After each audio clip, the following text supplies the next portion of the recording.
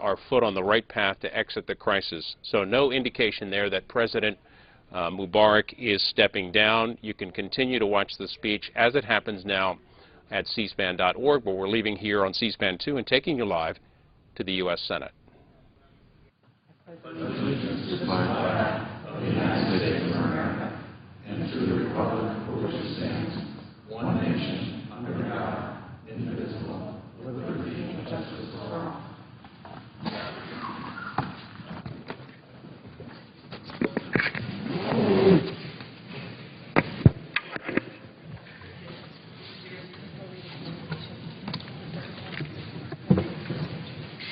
The clerk will read a communication to the Senate. Washington, D.C., February 10, 2011. To the Senate. Under the provisions of Rule 1, Paragraph 3 of the Standing Rules of the Senate, I hereby appoint the Honorable Amy Klobuchar, a senator from the state of Minnesota, to perform the duties of the chair. Signed, Daniel K. Inouye, President pro tempore. Madam President. The majority leader is recognized. Following any leader remarks, there will be a period of morning business. Senators will be allowed to speak for up to 10 minutes each.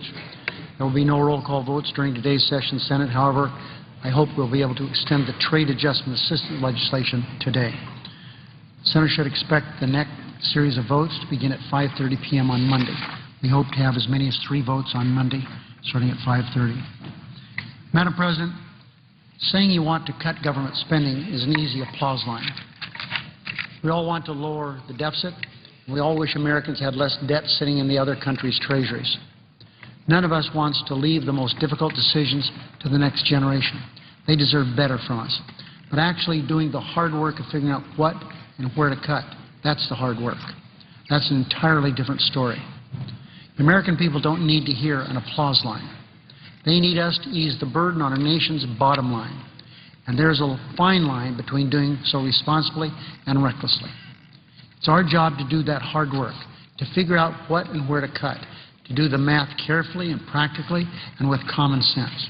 It's our responsibility to remember we're not just taking numbers off a ledger. In many cases, these proposals may mean taking workers off the assembly line, or taking teachers out of the classroom, or police officers off the street. I want to talk about taking police officers off the street. In the Republicans' haste to make as many cuts as possible, they propose eliminating the COPS hiring program. COPS stands for Community-Oriented Policing Services, and has helped put thousands and thousands of police officers and sheriffs on patrol around the country, about 450 of them in Nevada. Under the Republican plan, many could lose those jobs, and many more who want to join the force won't be able to. The COPS program also helps our law enforcement departments and affords the computers and communications equipment they need to do their jobs. These jobs are keeping us safe.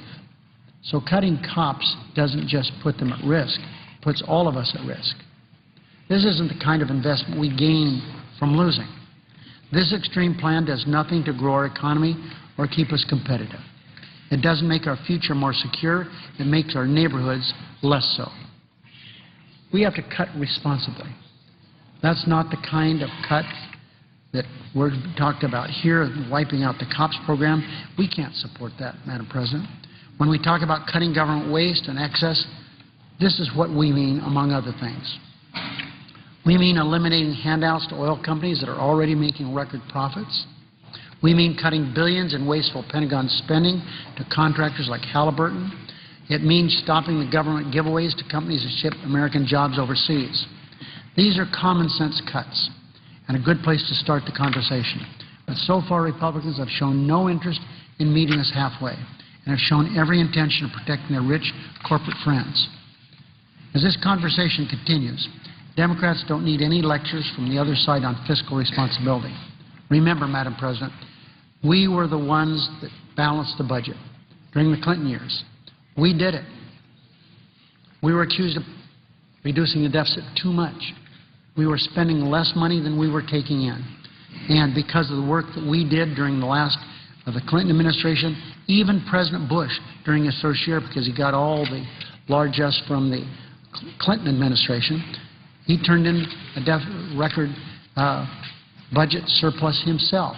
But as soon as his policies got into effect, He changed that very quickly. In a matter of months, he turned a record surplus into a record deficit that we're fighting today. So, in conclusion, Madam President, any budget debate is going to be about numbers. That's the way it should be. But that's not the real priority. And those figures shouldn't blind us to the real story behind the numbers.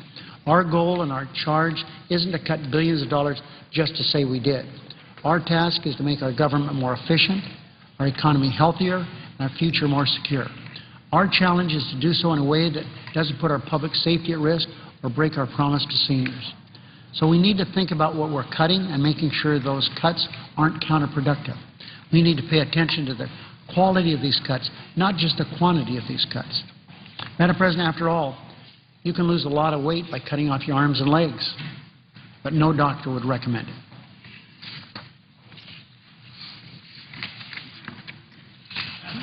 Would the Chair announce morning business, please? Yes. Under the previous order, the leadership time is reserved. Under the previous order, the Senate will be in a period of morning business with senators permitted to speak therein for up to 10 minutes each. And the senator from Ohio is recognized. Thank you, Madam President. I thank the Majority Leader for his support on our upcoming efforts. I am joined on the Senate floor by Senator Casey, the senior senator from Pennsylvania, who's been a leader for workers in this body. I want to make some brief comments about something very important for workers and businesses and international trade. Then Senator Casey will make a couple of unanimous consent requests, and I will, make one that I hope is agreed to. If it is, then he will not need to make a second. I will not need to make the third.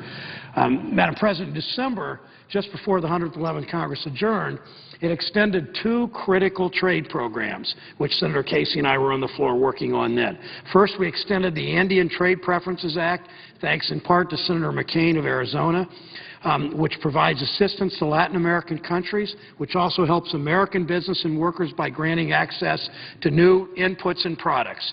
Second, critically important to our two states, Pennsylvania and Ohio, and I know to the presiding officer's state of Minnesota, we extended trade adjustment assistance. That's the least we can do when this Congress passes wrong-headed trade agreements, and we extended the health coverage tax credit so that together workers who lose their jobs because of bad trade agreements like NAFTA and CAFTA and bad trade positioning like PNTR for China can at least get some help for retraining so they can get back to work in comparable paying jobs, we hope, and get some assistance, some tax credits to buy health insurance for them and their families. As a result, thousands of workers and retirees who depend on TAA and the HCTC made it through the holidays when we did this in late December in the last minute, shouldn't have been that long, but in the last minute, with these critical sources of support. The Andean Trade Preferences Act has brought benefits for our businesses and workers. It's nice, Mr. President, that, Madam President, some flowers from Colombia will be in florist shops for Valentine's Day next week because of this act. But the difficult reality faced by too many workers relying on TAA, relying on the health care tax credit, reminds us of the effects of trade and globalization, the downside of trade and globalization. It reminds us that our actions bring consequences. We hear presidents and Congresses trumpet the advantages of free trade, yet they forget about fair trade, what happens to too many workers. Good for investors, good for some companies, good for some countries, not always good for our workers. They forget about that. By this weekend, if we fail to act, crucial improvements to TAA and the health care tax credit will expire. Workers, again, will be hurt, not just by loss of job, but loss of these benefits. It will expire at the expense of workers who played by the rules, who lost their jobs, most of their pensions, and their health care, or all three.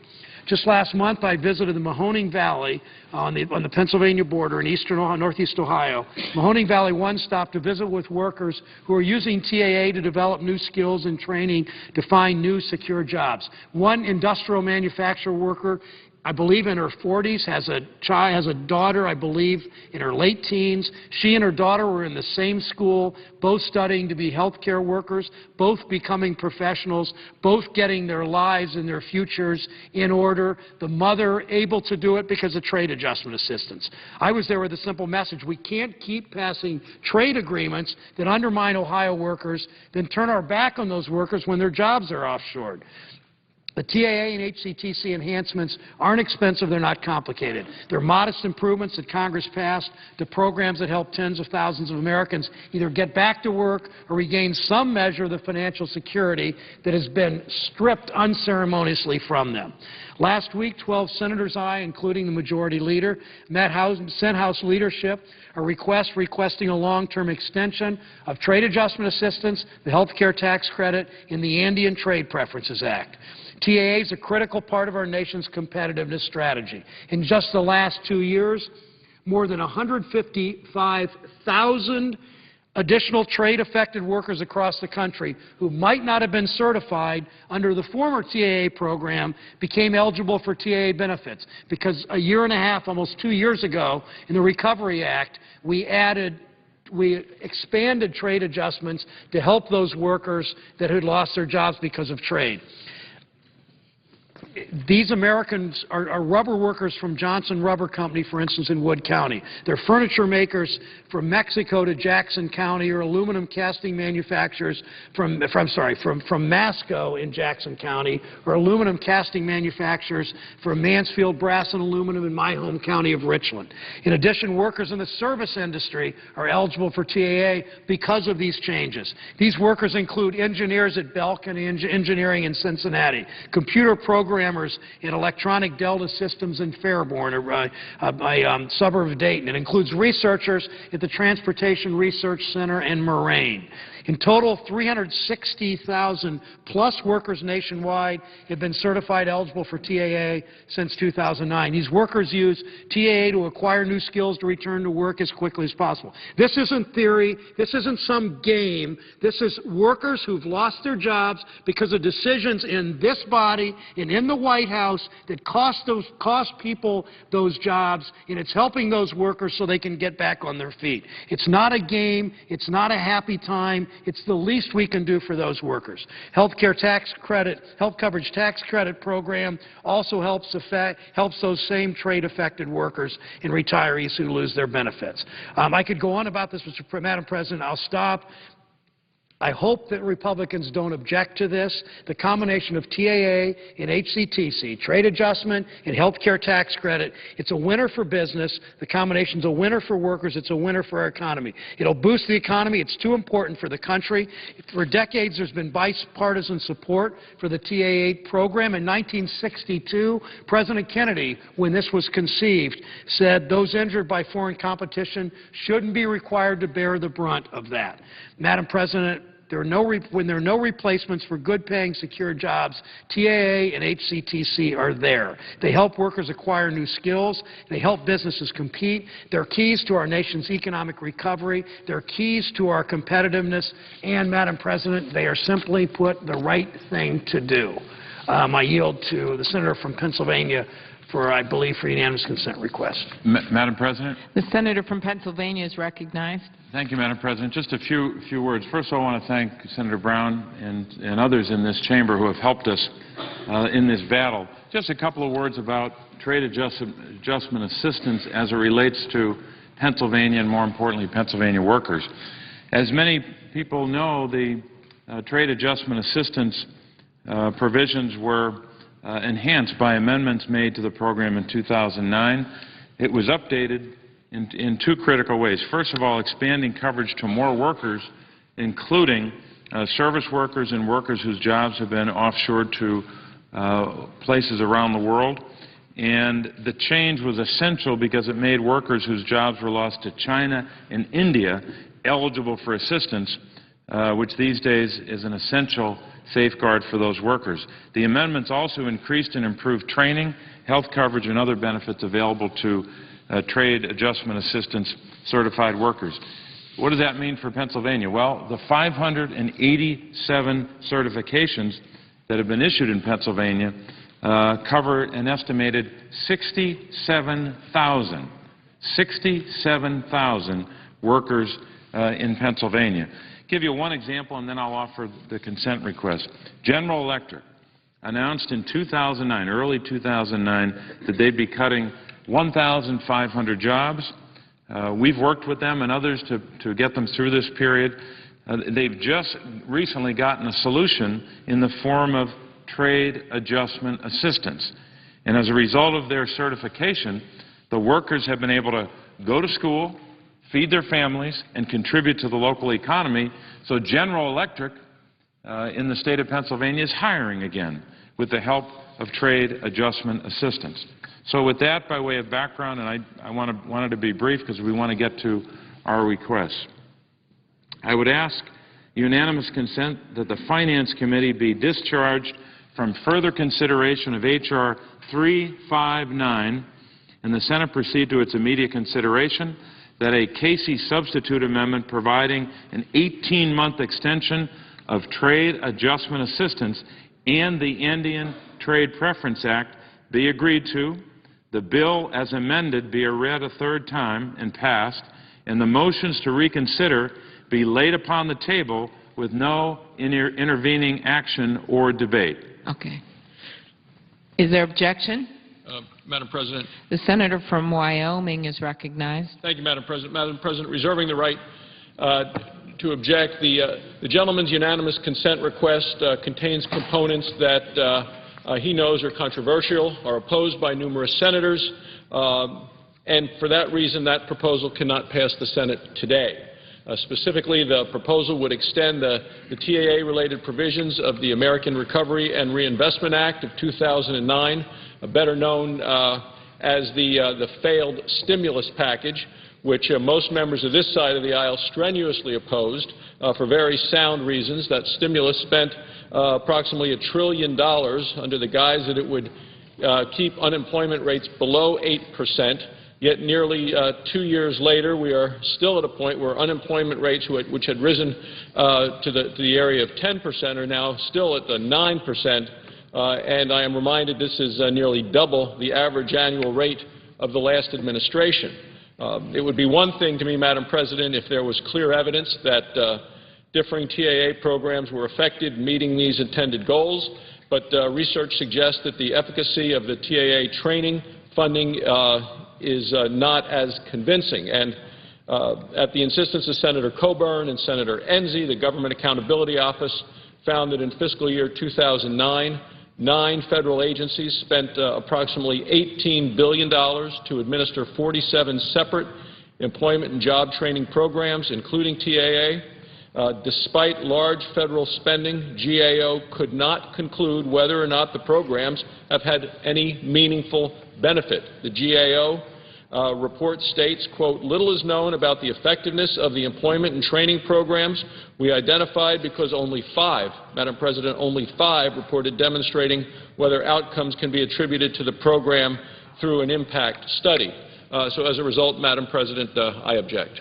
Madam President. The objection is heard. Madam President. The senator from Ohio. Would the senator from Wyoming yield a question? Yes, two questions. Senator from Wyoming. Thank you, Madam President. One is, are you aware that 155,000 new workers have been certified, that the new TAA program since May 2009, 155,000 Americans have been assisted under TAA? Madam President, I would be happy to, as a matter of record, submit for the record the Government Accountability Office study that was reported by Senator Coburn and Senator Enzi to outline the entire study and the reason that I am objecting today. Thank you. Fair enough. Madam President? Senator from Ohio. Yeah, Senator Barrasso, if you'd be willing to give us more specifics. First of all, 155,000 workers I'm willing to go on the record with that. It's fact. It's very important to those 155,000 workers. I know a lot of them live in Pennsylvania and Ohio. I don't know how many of them live in Wyoming. I could certainly find that out, too. But could you give us, I understand your criticism of the Recovery Act. That's a debate for another time. I understand Senator Coburn's disagreement, and perhaps yours, too, with worker training programs, I'd like to see a better consolidation. This president's actually beginning to do that, something that President Bush never, I don't believe, ever really attempted. But more precisely, what exactly did strip away all the other discussions of the Recovery Act? Precisely what did we do that you object to when we expanded the TAA language in the Recovery Act? We had the Recovery Act in place, we had the TAA in place. We expanded TAA so that more workers could be covered, those workers who lost their jobs from trade agreements, not from trade agreements, lost their job from trade losses from trade, not just in countries we had free trade agreements with, but other countries. We expanded it there. We also expanded in service workers. What precisely, since you're speaking for Mr. Coburn and a few others, what precisely was the expansion in TAA that you object to? This is not a debate on all the worker training programs. This isn't a debate on making them more efficient. We should have that debate. We should make it more efficient. This is not a debate on the Recovery Act, even though any fair-minded economist said it's not well-known failure to actually work, but that's another debate. But precisely the expansion of TAA to cover service workers and to cover those workers who lost jobs to countries with whom we did not have an FTA with, what is your objection to those, the precise, specific expansion of TAA that Senator Casey, in his unanimous consent, is trying to expand? To continue. Madam President. The Senator from Wyoming. Well, thank you very much, Madam President, and I do look forward to having those additional discussions and debates on all of the issues that were just raised by my distinguished colleague from Ohio, and that is why after the two distinguished senators on the floor today offer, I think, the three different proposals, then I have a counter-proposal that I hope that they would accept. An alternative package that maintains the underlying bill of H.R. 359. It extends the Andean Trade Preference Act for 18 months and extends the permit staffing prohibition for 18 months. So I'll be offering that after we have finished an additional discussion and offerings by the other side. Thank you, Madam President. Madam President. Senator from Pennsylvania. Madam President, I have a second unanimous consent request, which I will offer right now. I ask unanimous consent the Senate proceed to the immediate consideration of H.R. 359, which was received from the House and is at the desk, that a Casey substitute amendment providing for a 4.5-month extension of trade adjustment assistance and the Indian Trade Preference Act be agreed to, the bill as amended be read a third time and passed, and the motions to reconsider be laid upon the table with no intervening action or debate. Is there objection? Madam President. Senator from Wyoming. Thank you, Madam President. Reserving the right to object, and for the reasons that I've stated during the previous request and debate, I object. Objection is heard. Senator from Ohio.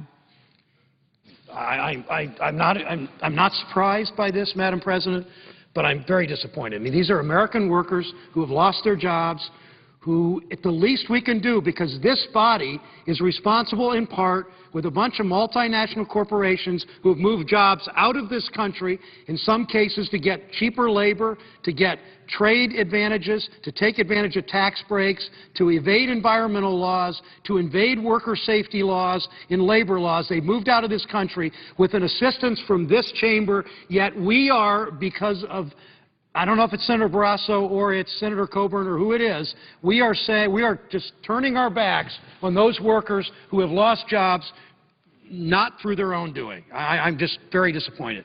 Madam President, I ask unanimous consent the Senate proceed to the immediate consideration of H.R. 359, which was received from the House and is at the desk, that a Brown substitute amendment providing an 18-month extension for the health insurance cost tax credit be agreed to. The bill as amended be read a third time and passed. The motion to reconsider be laid upon the table with no intervening action or debate. Is there objection? Madam President. The Senator from Wyoming. Thank you, Madam President. Reserving the right to object. This third proposal, Madam President, deals solely with the health coverage tax credit, including the increases contained in the stimulus that went from 65% to 80%. It's important to note that the health coverage tax credit is not going away. It is merely reverting to the previous level, which will require recipients to increase their contribution for health coverage. The health coverage tax credit stimulus level of 80%, which represents one of the most generous health care premium subsidies provided by the federal government, is unsustainable. As a result, Madam President, I object.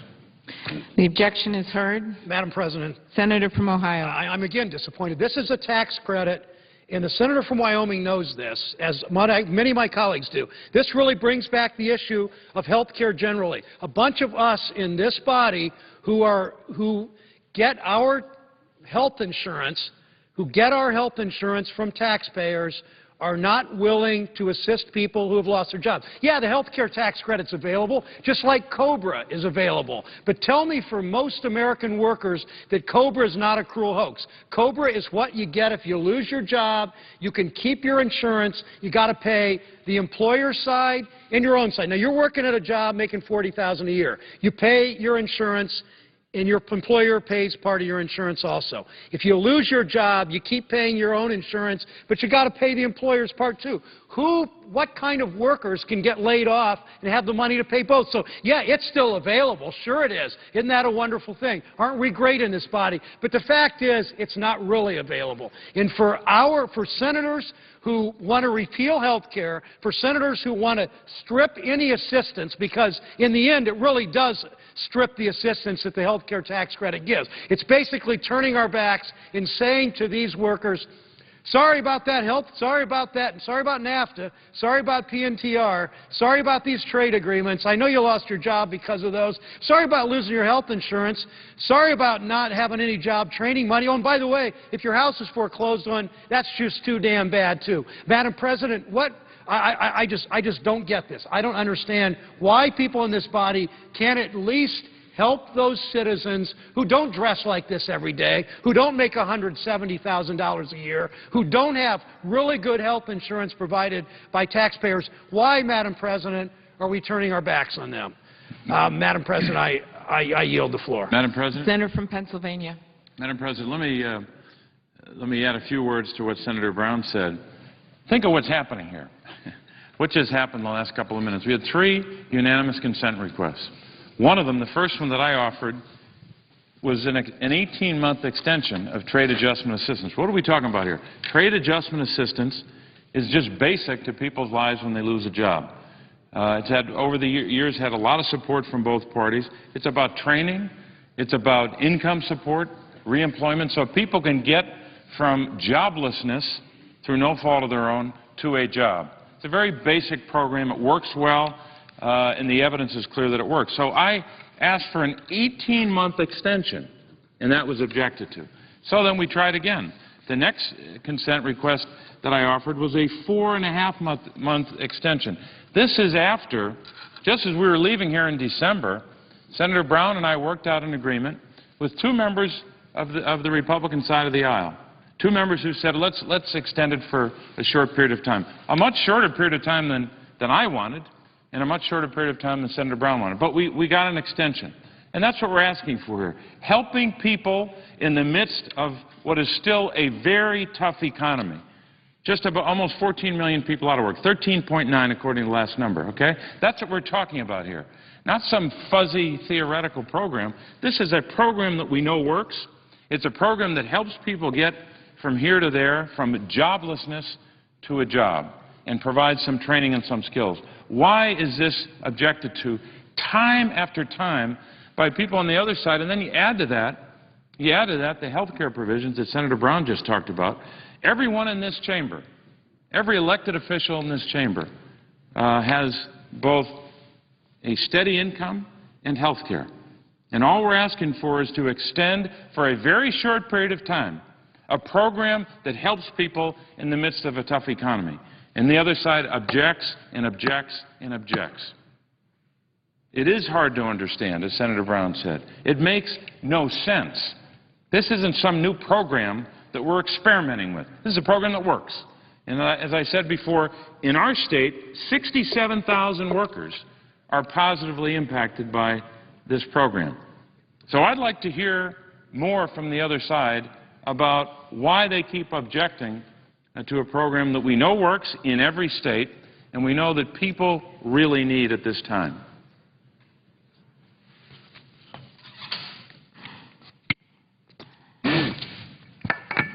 Madam President. The senator from Wyoming is recognized. Well, thank you very much, Madam President. And, I think for those folks around the country, and I go home to Wyoming repeatedly, I'll be there again tomorrow evening, they're concerned about a $14 trillion debt that this country is trying to live with, a deficit this year of $1.5 trillion. The United States this last year, we spent $3.7 trillion, brought in just $2.2 trillion. That is not sustainable, cannot continue, and we simply cannot continue at this level where 41 cents of every dollar we spend in this country is borrowed, many of it from people overseas. And it really should not catch anyone by surprise today that the stimulus provisions that we're talking about, the provisions from that stimulus package, they are set to expire. In fact, it has been well known since the day the stimulus passed. The current financial position of the United States forces us to examine all federal programs and make some very tough and difficult decisions. I agree that the Senate should extend the prohibition on implementation of the Department of Labor's merit staffing rule, which I believe is harmful and unnecessary. And for these reasons, I propose an alternative package that would maintain the underlying bill, H.R. 359, regarding the elimination of the taxpayer-funded presidential election campaigns, and extends the ATPA, the Andean Trade Preference Act, for 18 months, and extends the merit staffing prohibition for 18 months.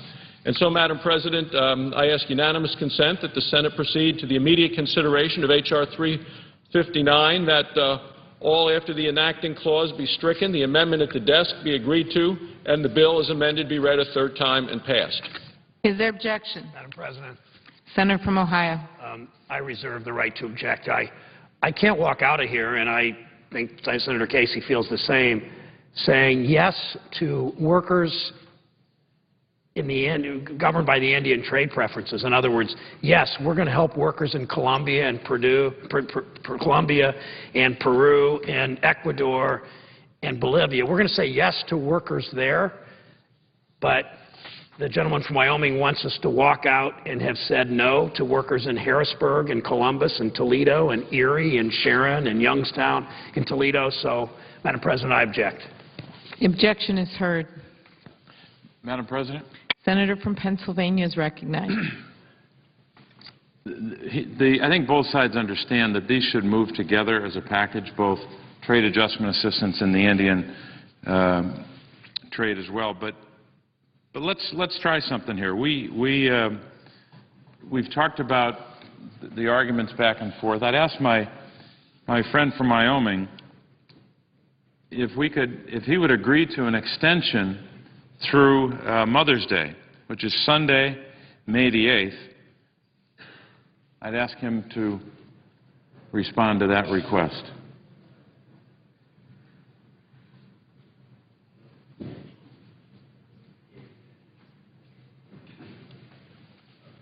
The senator from Wyoming is recognized. Madam President, I object. Thank you.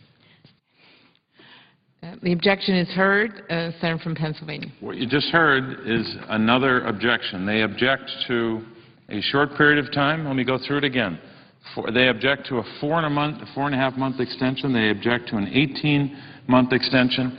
And now they object to an extension through Mother's Day. I don't think it's asking that much to go from here to May 8th.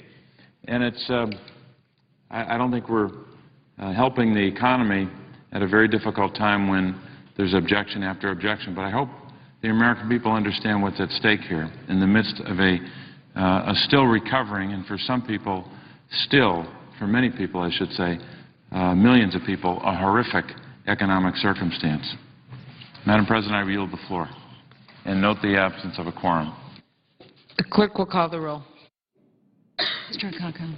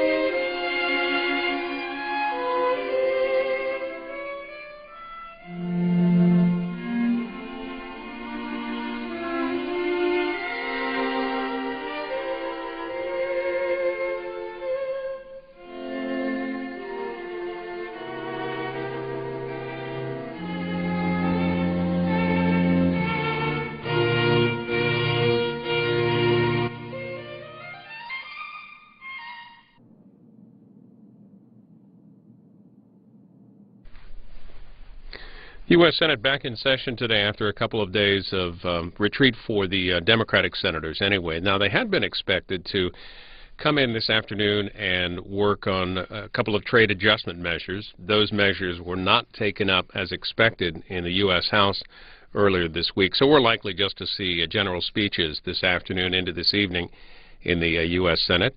The House, meanwhile, is in today, and they approved the rules for a couple of measures. First, for a resolution that would call on the relevant House committees to look at federal regulations and how they impact job growth and economic growth.